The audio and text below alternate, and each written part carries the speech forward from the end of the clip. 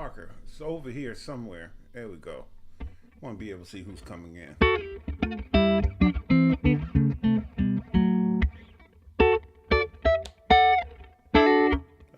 Let's tune up.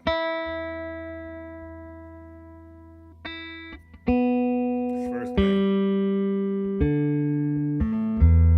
Good afternoon. What's happening? I hope all is well. Listen, this is going to be a different type of live because a lot of people always ask me what it was like touring with different quartet artists or gospel artists as a whole. And I don't really get a chance to talk about that side of it. A lot of times I'm doing a lot of teaching. But I'm going to teach and I'm going to teach. So as you come in, let me know where you're viewing from, who's out there and all that good stuff. Because I want to share the good, bad, and ugly. You can ask me about the different artists, whether it's the Mighty Clouds, Joe Lagan, Willie Neal Johnson, Willie Banks, Howard Slim Hunt, all those amazing gospel artists, and what was it like behind the scenes playing with those amazing artists. And a lot of the information I'll share is educational. I'm telling you, being on the road with those guys it was real different. It was real different. Excuse me, I got a little bit of a cold, it seemed like.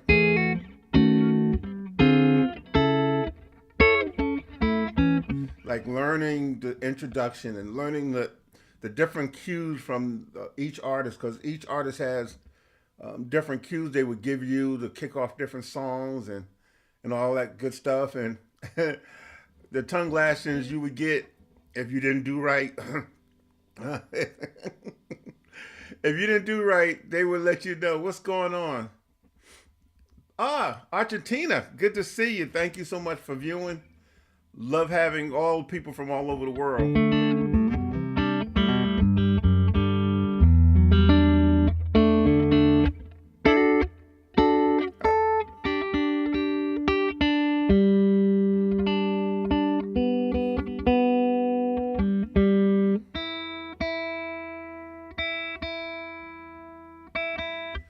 Hello, Sweden. Wow, we got Sweden in the house. Thank you so much.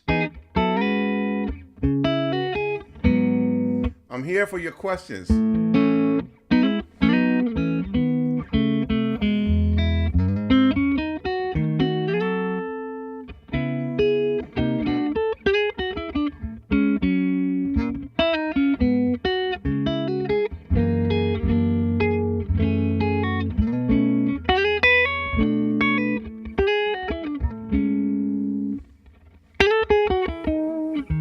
God bless you.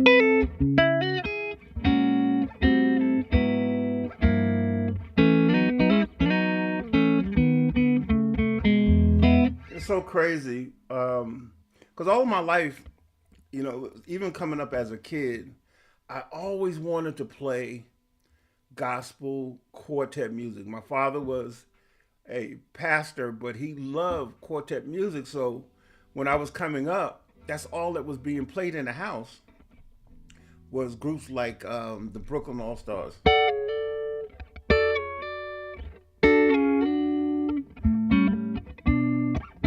So all of that stood on the banks, or the Mighty Clouds of Joy, or the gospel keynotes.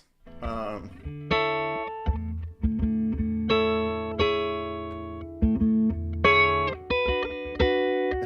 of that stuff.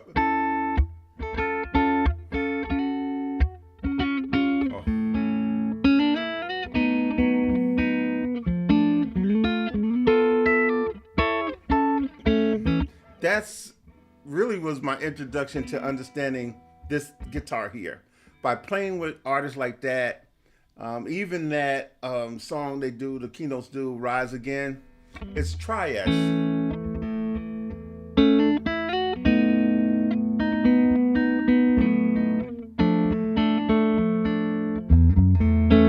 All of that is triads. So understanding how to play those things. All of that is just playing the triads. So coming up, I was, hey, what's up, Teddy? Sunny Florida. But yeah, all of my education, even before um, learning music theory, was understanding shapes, and all of these groups were singing these songs, all of these major songs, but all of these songs was based off of triads, and that was crazy. And I didn't really understand that until later on, when I began to understand the very bare minimum of music theory. And I said, man, all of these songs have these triads in common. I don't care what they were, like the Hawkins' "Oh Happy Day."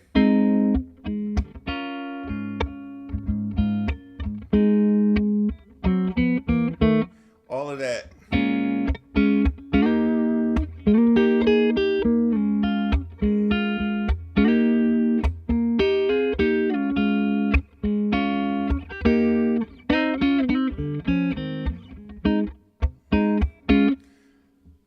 It was crazy. So I was on the road touring with these groups and stuff, and I just like I didn't know what I was playing, didn't know, but I had to play certain things in order to be able to play with a Willie Banks.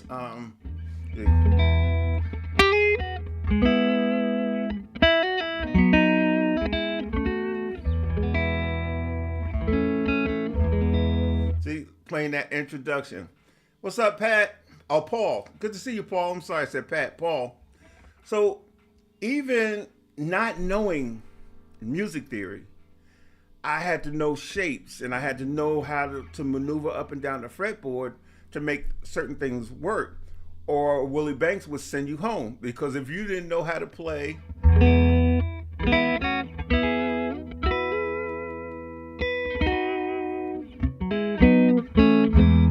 you had to go home. And he had no problem. Mr. Willie Banks had no problem putting you on the bus from Jackson, Mississippi, or Raymond, Mississippi, to North Carolina, where I lived, because he wanted what he wanted, and either you played it or you went home. Listen, they didn't play. When I got with the Mighty Clouds of Joy, there were some people in that group who did not want me there. They didn't want me there. I'm just telling the truth. There were some people in that group that did not want me there. Joe Ligon wanted me there, and Richard Wallace wanted me there. And that was the two most important people in that group, was Joe Ligon and Richard Wallace. Both of them, God bless their souls, they are resting with Jesus. But they, the other guys, some of the other guys, not so much. Because there was another guitar player there that they really wanted to make it happen for him. And they really didn't know me like that. So they really didn't want me in that group. But see, I knew how to play, I knew how to play Ben in the Storm.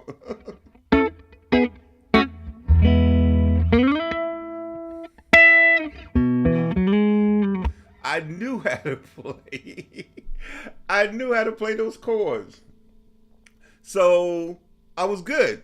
I was good, and I was real disciplined. If they wanted, they wanted.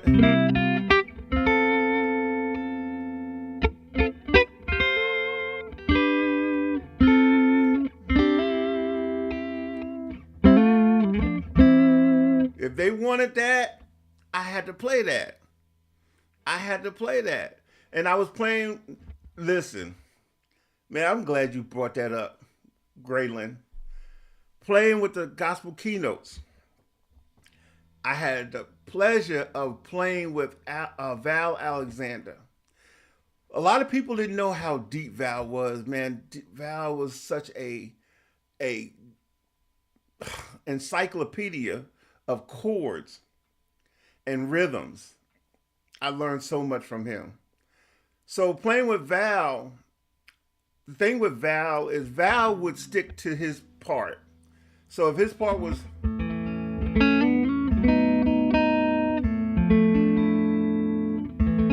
I could play.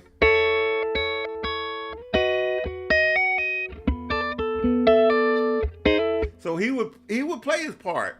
See now, and I'm not picking on these young musicians, But a lot of the musicians today, they want to play all over the fretboard and not stick to a part. One of the main things in this, I had this conversation with a guitar player Sunday, or before Sunday even. And then even this week, he called me because he sat in with me at church and we did quartet.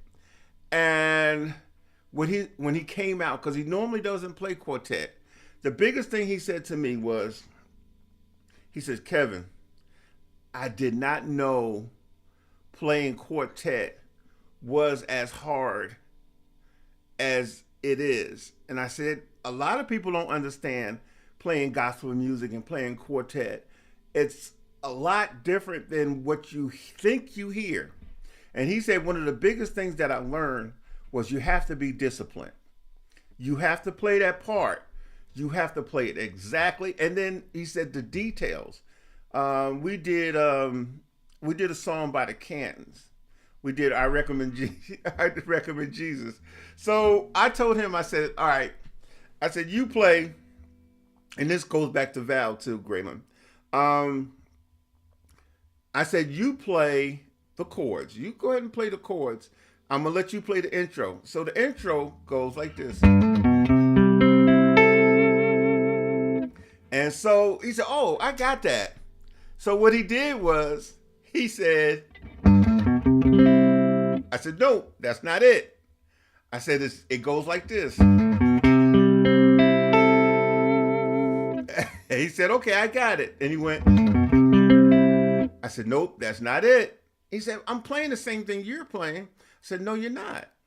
I said, you're not playing the A in that C chord. You're not making that full chord. You're playing, no, but that's not it. And people like Harvey Watkins and Joe Lagan, Willie Neal, not so much Willie Neal, but Willie Banks and Slim, they would hear that stuff and they would know, they said, no, that's not it. So you have to play. And that makes the difference. Even when I was with the Clouds and we would do the song Nearer My God Today, right? If we were playing, let's play it A. I can't remember what key it's in. So if we was playing that song, Joe wanted to hear.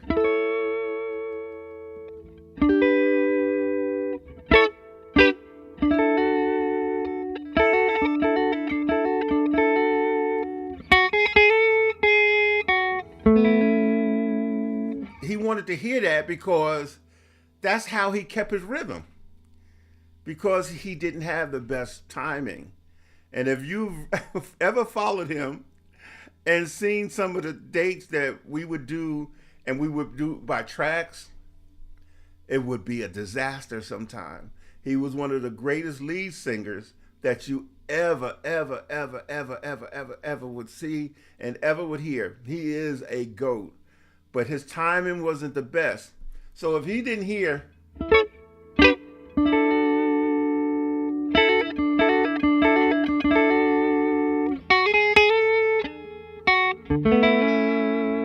yes, that's how he kept his time. So you had to do that. Oh, my uncle was really legend. I did not know that was your uncle. Well, God bless you, because he was one of the pioneers. So he had, the guitar player I played with, he had an epiphany. He said, man, this stuff sounds easy, but the details make the song. The details was in playing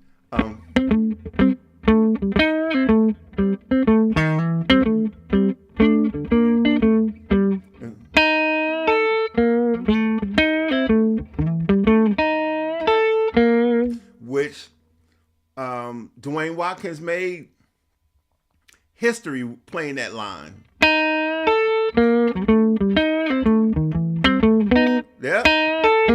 You had to play it. You had to play it just like that, because why?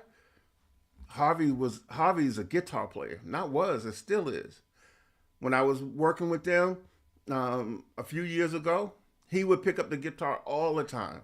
And we would be on the bus and he'd say, hey, let me see the guitar. And what he would do, he would show me some chords.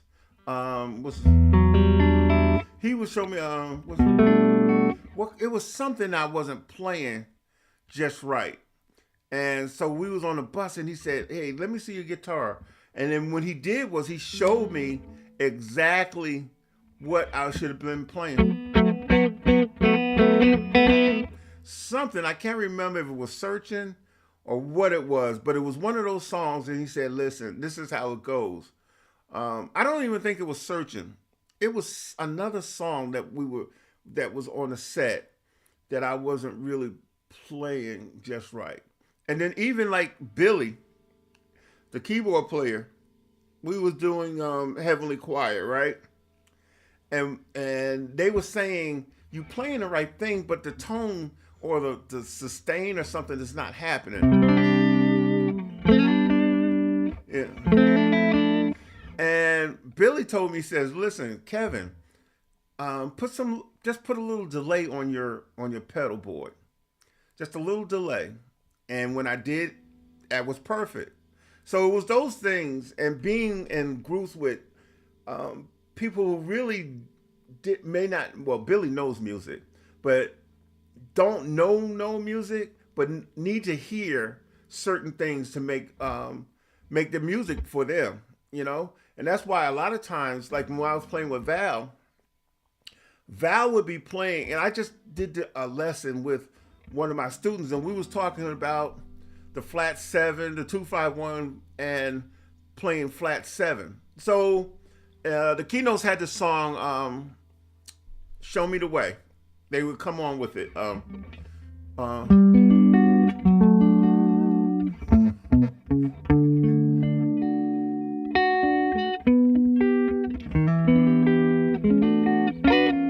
Well, at the end of the song would actually stop, and Val would come in with this move. He would start on the 6.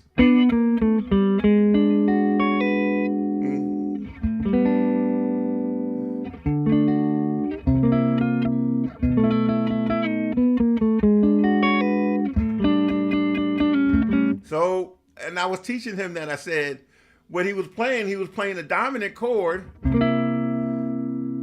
a flat 7, and then the 6.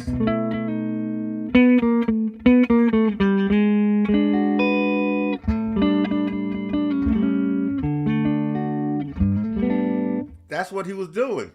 He was playing that turnaround.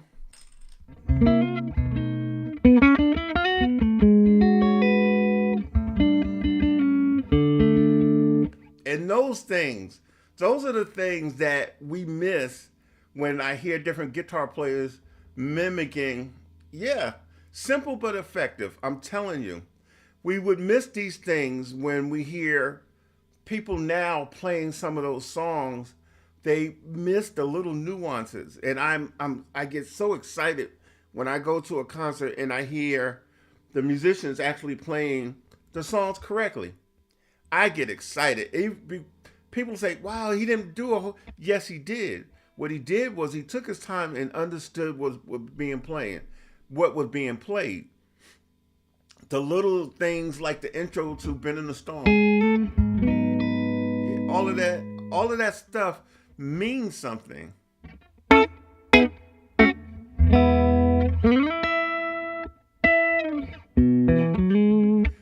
All of that. Or what's the chord? For the minor chord, I'm gonna tell you something. If you really want to irk Harvey, when they get ready to do Poor Boy, play that minor chord wrong. Play this.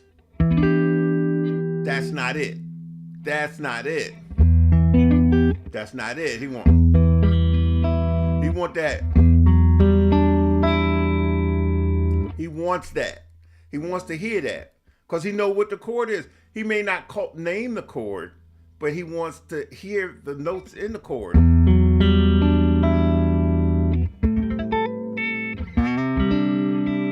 He wants to hear those open notes. He really wants to hear those open notes. And that same thing with the Supreme Angels.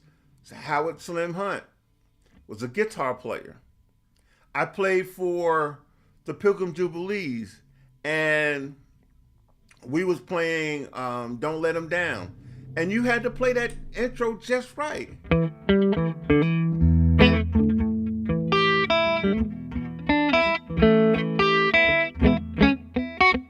See, most people would play.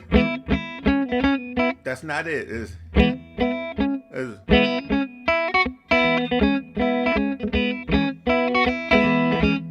that's the Chuck, Bobby McDougal.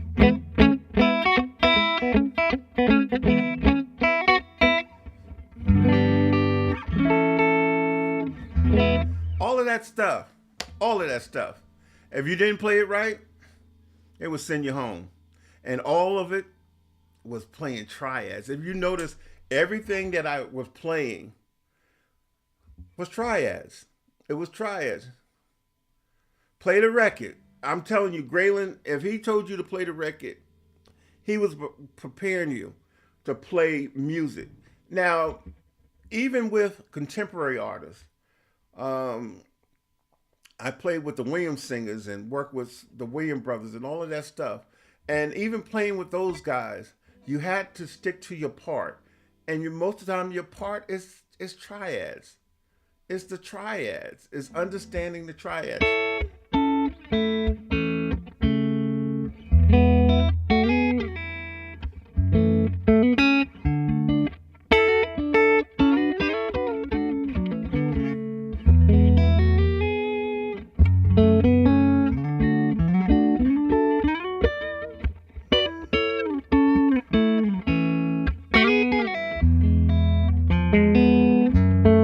Even playing that diminished chord is a triad.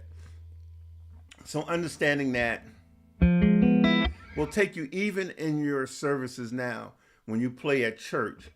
If you play with any size band, like my band that I play with at church, it has 2 horn players, bass player, organ, main keys, drummer, and a guitar. So that's a really big band. So if everybody's playing a song that's, if everybody's playing in that frequency, you're not going to stand out. You take it here.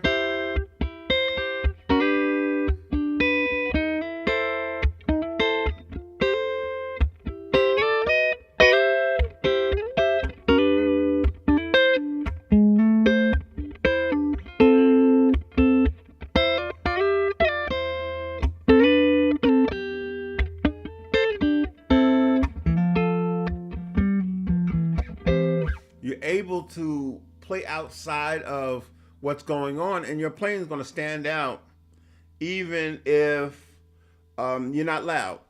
You can even change your pickup and play.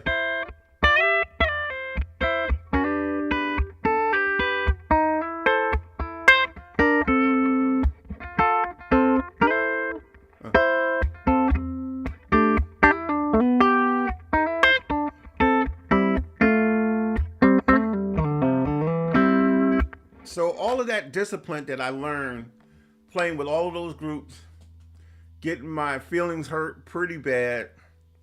Willie Banks told me one time I had just left the Supreme Angels, and I was used to playing the stuff that Sugar Hightower would play. That's another situation. Now I played with Sugar Hightower and Al Dent, and I left the Supreme Angels and started working with Willie Banks and the Messengers, right? And while working with Willie Banks, I came into a rehearsal, went down to Raymond, Mississippi, and I went to Raymond, Mississippi, right? I went to Raymond, and we had a rehearsal in his garage. He had a really big 2-car garage, right? And we were doing For the Wrong I Done.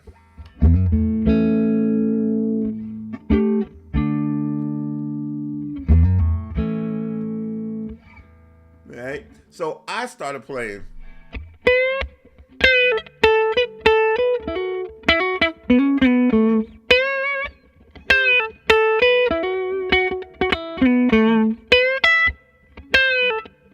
I was doing that. So I'm playing that over.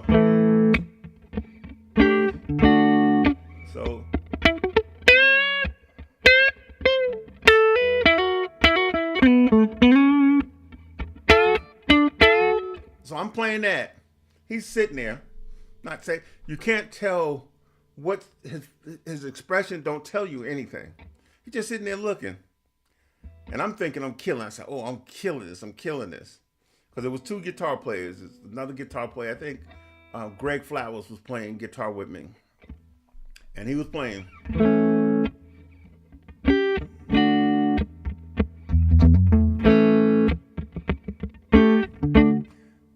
And we stopped. No, he went like this. He went like this, right? No, he didn't do that. He just went. And he looked over at Calvin McNair, because Calvin was the second lead singer.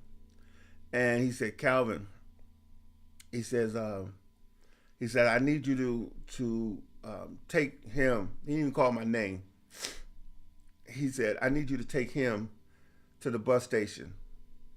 And I'm looking. He said, Bill, what's wrong? He said, because I'm not going to say the words that he said. He said, but if he ever plays that with me on stage again, it's going to be either him or me. I'm not having this. I don't know who he think he playing with, but that ain't the Messengers. Straight up. I mean, straight up. No, he didn't cut the mustard. I mean, it was straight. It was a straight shot. If you're a drinker, it was just a straight Hennessy, no chaser. Vodka, no chaser. It was none of that.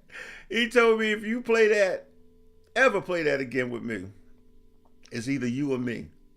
And he was a 6'6", big cowboy looking.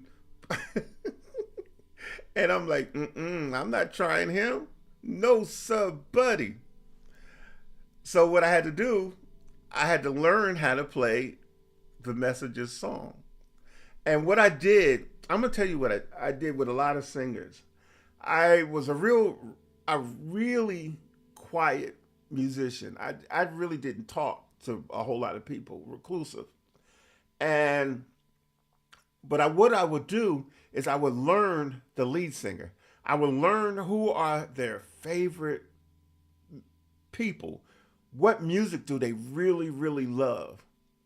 Who do they like to hear? Who do they want to hear on stage with them? And I would find that out. So with Mr. Willie Banks loved country music. He absolutely loved country music. And back then, the Manhattans had came out with the song Shining Star, right? The Manhattans had the song Shining Star. So what I did, I said, okay. I said, I'm going to take a mixture of country and mix it with the Manhattans, because he loved the Manhattans too. So instead of playing, when Greg was playing, I played.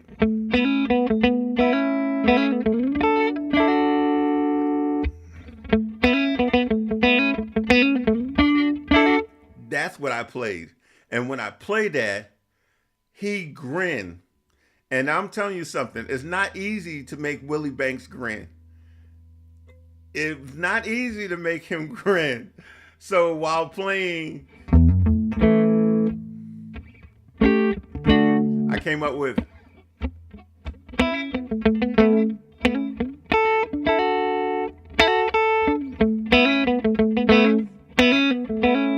so we have the country and we have the Manhattans.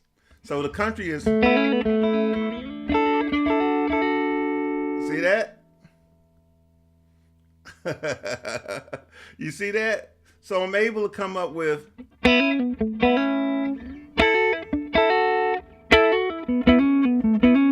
so, and then I would take a triads, and go, okay. Then, mm,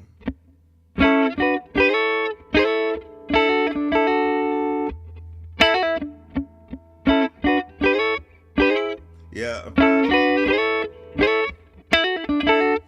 I would play that over the intro, and that made him really, really happy, and that allowed me to stay with the group until I decided to move on.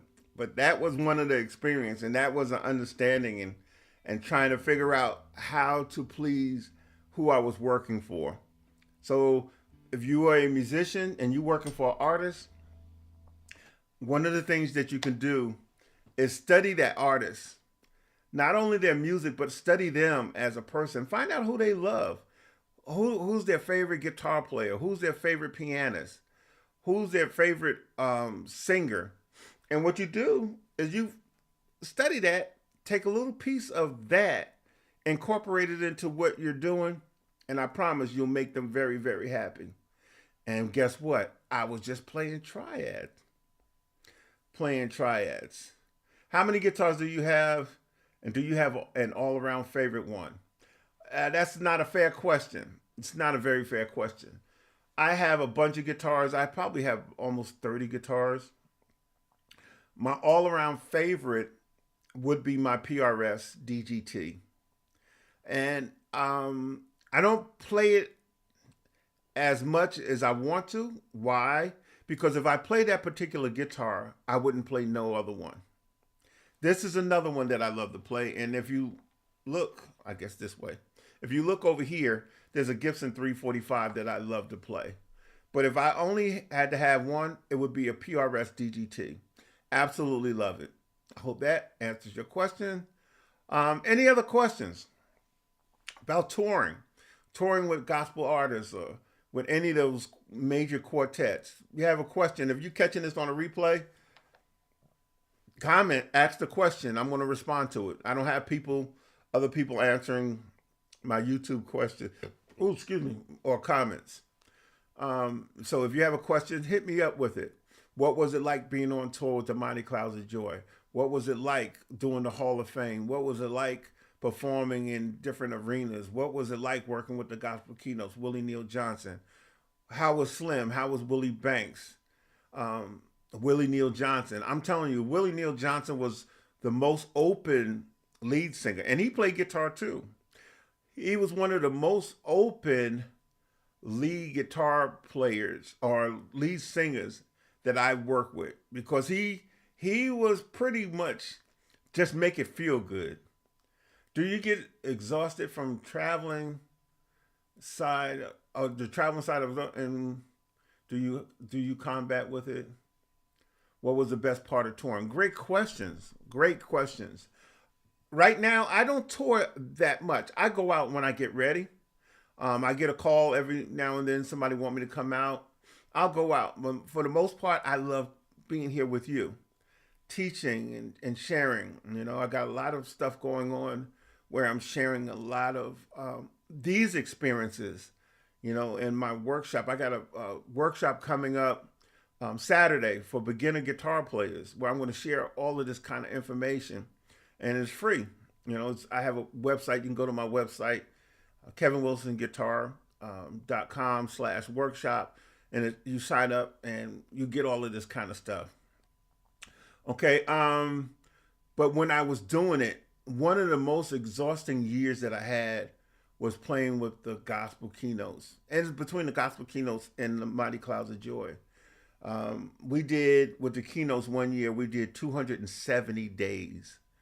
270 days. So it takes a toll on not just you and your body, but you and your family too.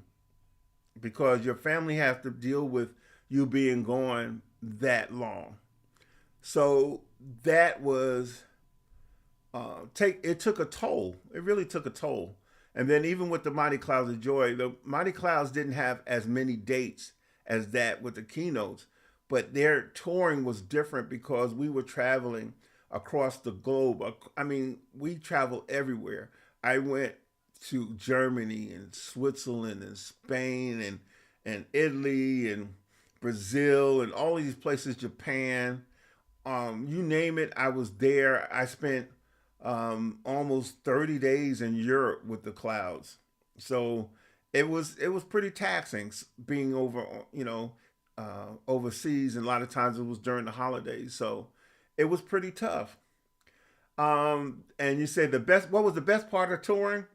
Well, the best part of touring was going to those places, to Brazil, Sao Paulo, and Switzerland, and all of these places, and being paid to do it.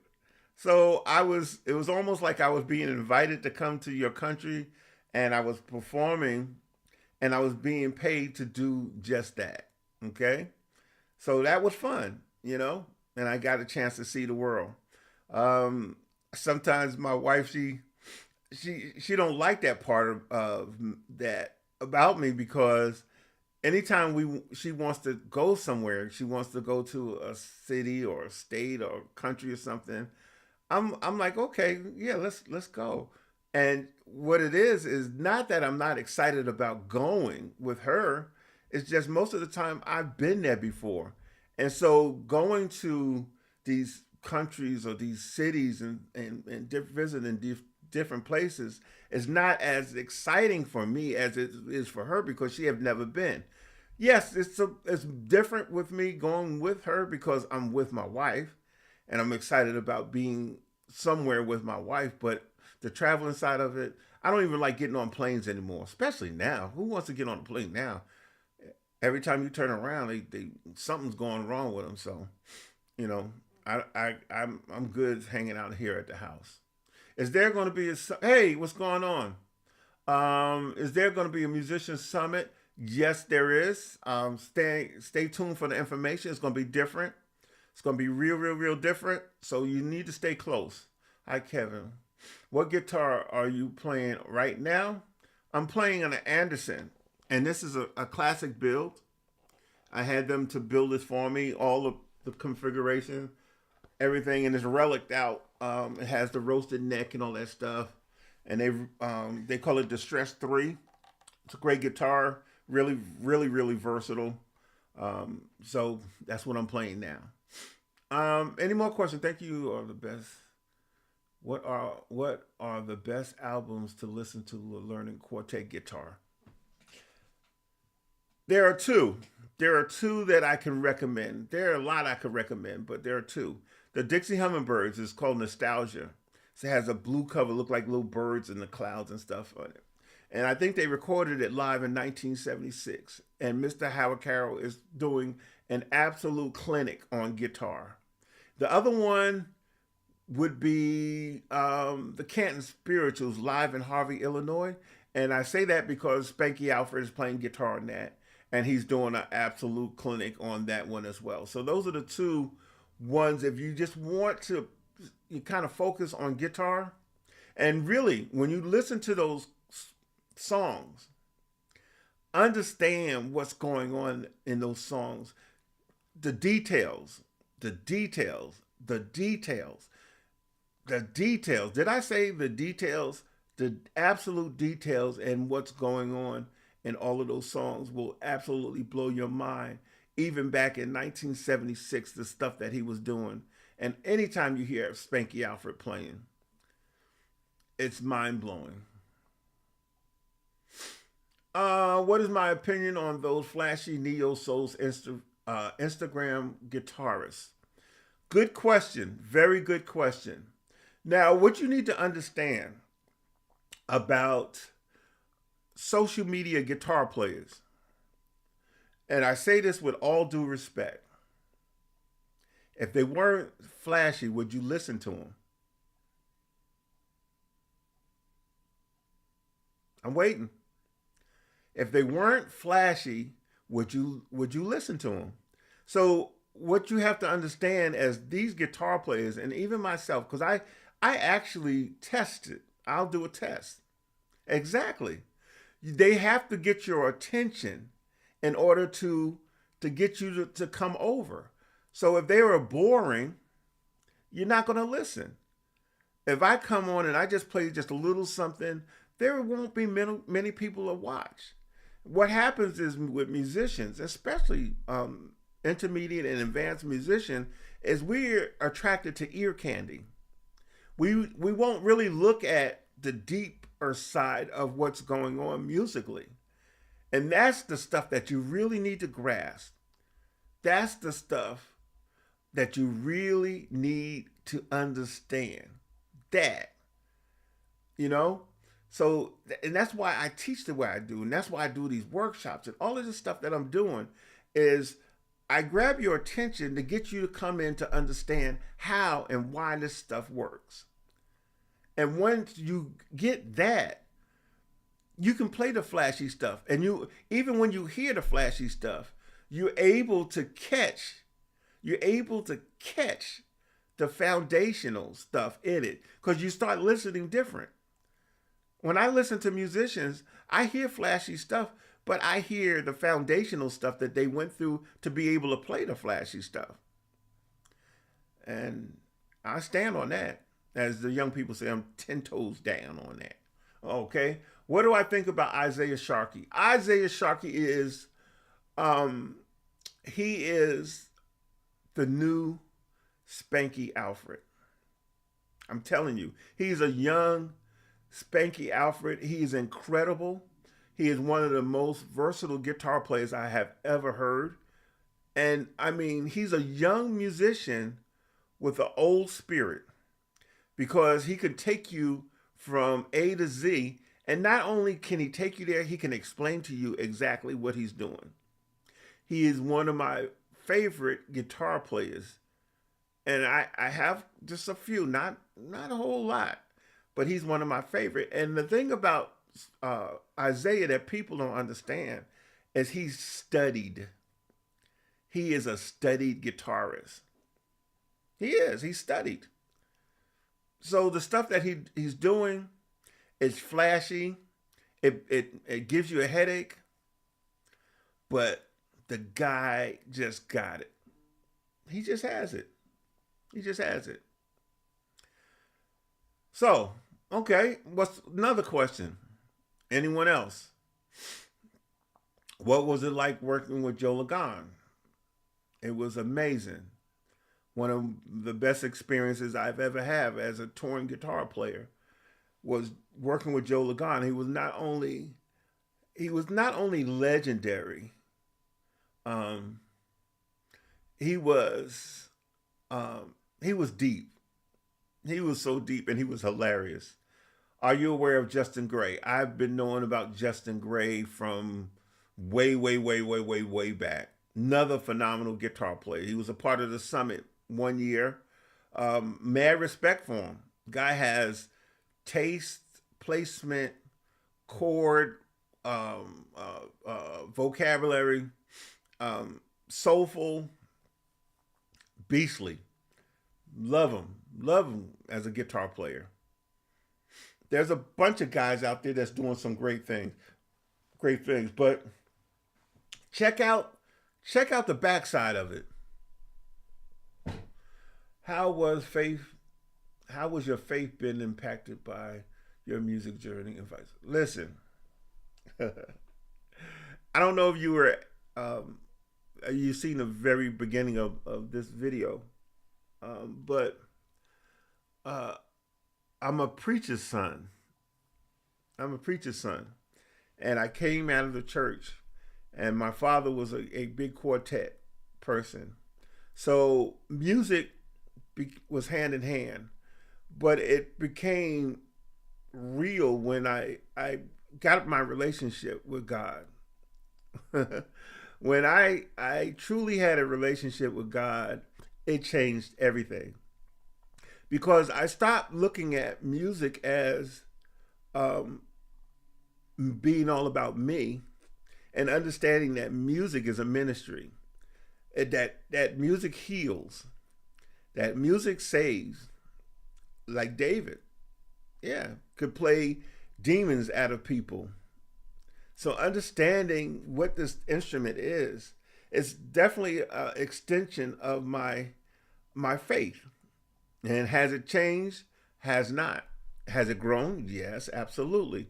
I be, I have a better respect for what I do. And if you notice, even when I'm teaching, I am sharing a gift that was given to me. I'm sharing my gift. And where did I get this gift? It came from the Lord, point blank. How am I able to, even after 50 years or more, or closer to 60 years, because I think I was eight, I think it was seven or eight when I picked up this thing. I'm 63 now. So for over 50 years and being able to do that and still have you here, Cameron, watching me, that says a lot. For me to be able to retain you, have you interested in what I'm saying and what I'm playing after all of these years is saying so much about my faith and my gift, because that's what it is. And I'm here to share it with the world. Yeah, that's just true. It's the truth. So has it been shaken? Oh man, let me tell you something. On my side, oh, I've fell and I've scraped my knee, my elbows, bumped my head, and all of that good stuff. Because I'm not perfect, but I pray and ask God for forgiveness and to allow me to continue this and share this with you. Thank you, Warren. Do you still play with quartet bands currently? Lately, I've been going to quartet concerts. I've seen Doc McKenzie twice so far. Then in February, there's nothing like being there. Listen, let me tell you something. You mentioned that. I played with Doc McKenzie a few months ago, and it was great. I go out every now and then with these groups and help them out. I just recorded 2 songs for the Highway QCs, and I'm going to do some more material for them once they send it in. And so I don't travel like I was. A couple of years ago, I was out for I think about a year and a half with the Canton Spirituals while they were hiring another guitar player. I did that, but I don't really travel. I don't travel with quartet bands like that anymore. If they come in the area, they call me. If they need me for like a spot date, I'll go out and do that. But for the most part, I like being home. I like sitting in front of this camera and talk to you and all of that good stuff. In South Carolina, what part of South Carolina are you? What part of South Carolina are you? Thank you, Warren. I appreciate that. Hey, Ron.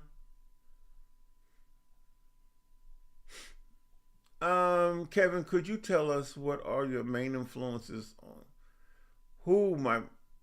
what my main influence is? Is it what my main influence is or who is my main influence? Because it could be 2 answers to that question. What my main influence is what I play. Columbia. Wow, I have a lot of friends in Columbia. Who is my influence? Let me know which one. I can say both. Two of my main influence. Who? 2. Okay. I want to say 3. One would be Mr. Howard Carroll from the Dixie Hummingbirds. Other one would be Spanky Alfred. And the third would probably be Sugar Hightower. Okay. Now, the Spanky Alfred, Mr. Howard Carroll go hand in hand because Spanky's mentor was Mr. Howard Carroll. So they're just like one and the same. So it's like the same person. So so because of their jazz influence and how they approach chords and movements and their melodic way they play these chord melodies. That's what it is. They're chord melodies. Being able to, um, excuse me, that kind of stuff. It killed me.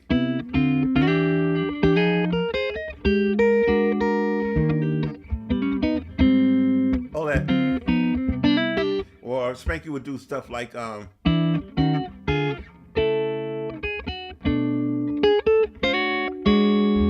kind of stuff. That is insane.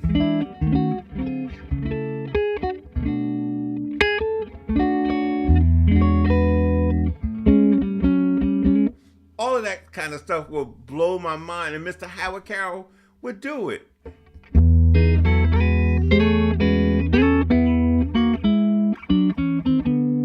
And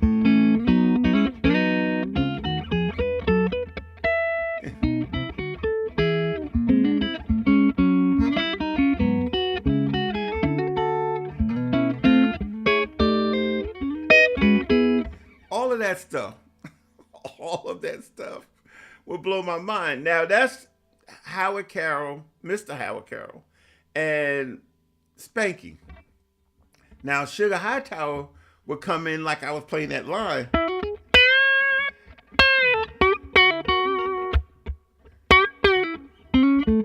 He would kill me with that.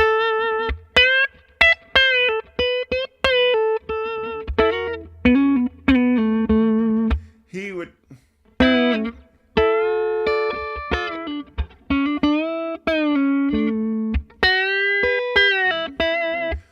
And what Sugar did was he turned me on to pedals, effects. Because he was the first quartet guitar player that I heard using overdrive. And he was kicked and punched and disrespected in churches because they say, you're going to take that devil's music out of here. You're going to take this devil's music out of here.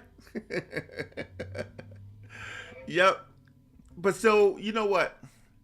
Even with all of that, what I didn't get from them, and it wasn't that they wasn't giving it to me, was how is this thing working and why is it working? They would tell me or show me playing with Al Dent, playing with Al Dent, I could play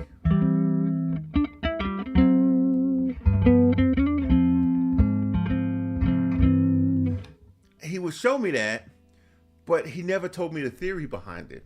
So I could only play that.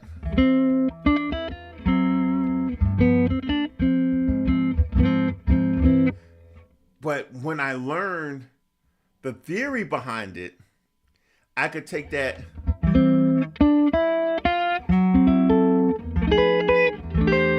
because I understood this.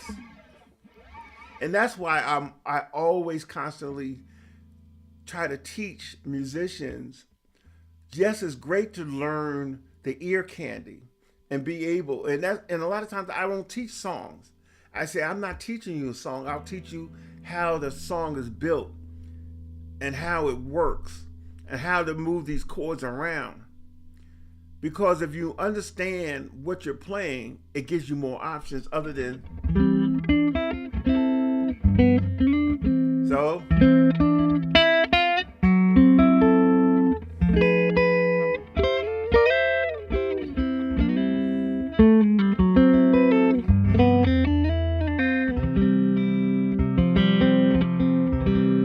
So I'm able to do these things because I understand what I'm playing, understanding where I can go with it.